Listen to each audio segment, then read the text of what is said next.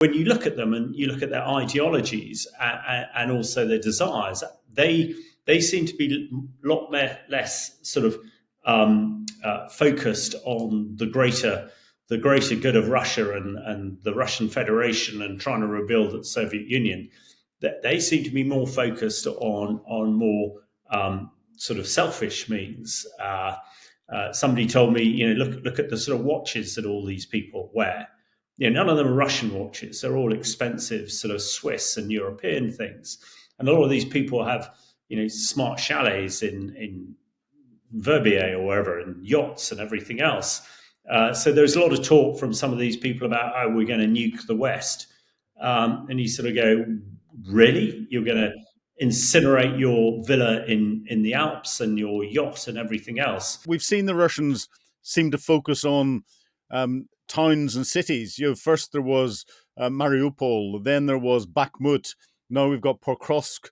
I'm sure the Ukrainians have got another town or city that they'd fall back on and try and get the Russians to focus on this. Do you think their whole approach to the tactical battle is wrong and is an abject failure and will lead to the demise of the Russian tactical capability? Well, yeah, I mean, you would think so. And it's very difficult, I think, for us sort of Westerners to really understand the Russian psyche. It would appear they have lost over 1 million casualties thus far.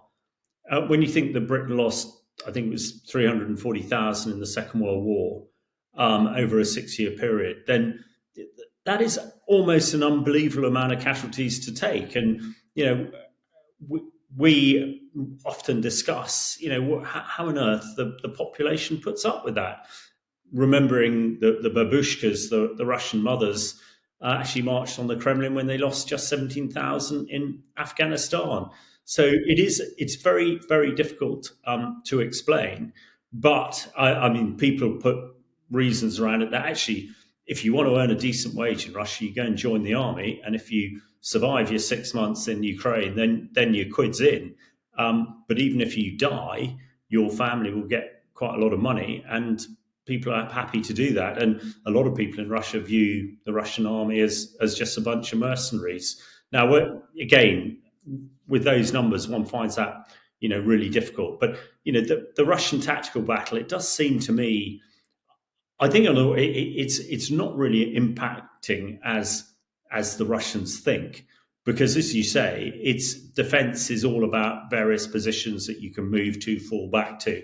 And although Petros would appear to be a critical element to that defensive area in the Donbass, even if it fell, there are a number of other areas. There's still another sort of 20% of the Donbass that Ukraine still holds. And some people are suggesting they fall Petros and they got a free run to Kyiv. Well, I'm not quite sure that anybody believes that, even the Russians. So it does seem strange. But the other element to this is, I don't think they can do much more. As you and I spent much time in our training doing combined arms training with all the other arms, so that you could create maneuver and shock action and all that sort of good stuff.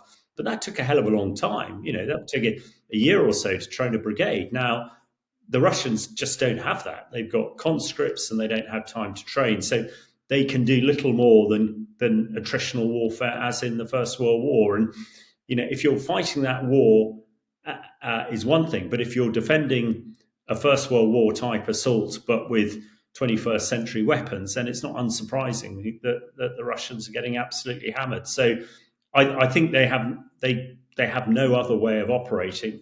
And I suppose the final bit to this, Phil, is that it's a way that the Russians command and control. This is being directed from the Kremlin. It's not being directed from the battalion headquarters and brigade headquarters down in the Donbass. And as we know, when you're that far from the battlefield, it's very difficult to make, if you're at the strategic level, it's very difficult to make tactical decisions because you're so far removed and they take so long to inaction. And the Russian way of command is to push everything upwards.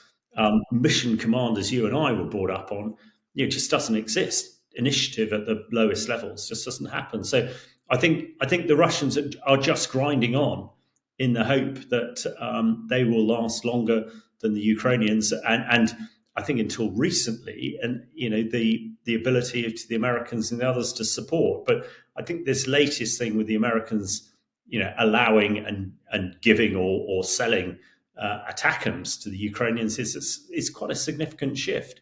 You only have to mention Tomahawk missiles, and Moscow goes into a flat spin. But you and I know that probably they're not going to be the wonder weapon that perhaps people think they are. But it's a build up. ATACMS is a good step forward. So a very long answer to your very good question. Yeah, I do really think the Russians are banging their head against the wall, and they're just hoping that that wall will fall down before they run out of soldiers. Yeah, well, ATACMS and Tomahawks and all the rest of it show a political will. That, I think, is what really concerns the Russians, because Putin thinks he can control or have a degree of control over Donald Trump at the minute. But as soon as those weapons start going in, he will know in his heart of hearts that he has lost that control completely. But you mentioned command a lot in your last answer, and having been a commander on the ground in operations, we're seeing an awful lot of reports of where the Russian casualties are very high, and that's killed and wounded. But an awful lot of the wounded, we're seeing reports from Russian military bloggers and other interviews that the wounded are just being left where they lie to slowly die on the battlefield. And if the new troops that are coming in are not getting that training to operate their equipment and operate it together in a combined arms way, what sort of challenges does that give to commanders on the Russian side, considering they are a very hierarchical structure? They don't have this mission command. How do you think they are actually been able to get people to go and do what they need to do? And do you think this is a recipe for an even bigger disaster? Well, I think it absolutely is. And Philip, when you and I went to places like Iraq and Afghanistan, the key thing was about the medical support, the CASEVAC plans, and all the rest of it. And I'm sure you felt the same as I. If you were pretty certain if you got injured, shot or blown up, there was a fair chance that you would be picked up and stitched up, and would have a fighting chance.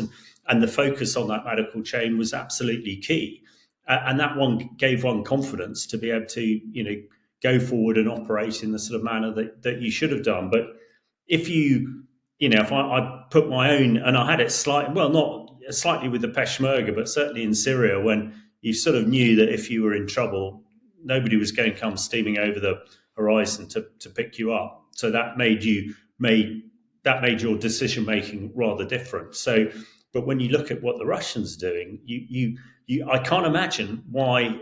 And talk about when injured soldiers, they're pushed back into the front line.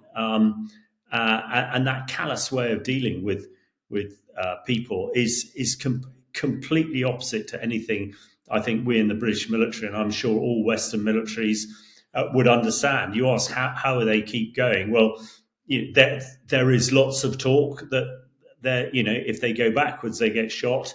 If they go forwards, they've got a chance they might not get shot.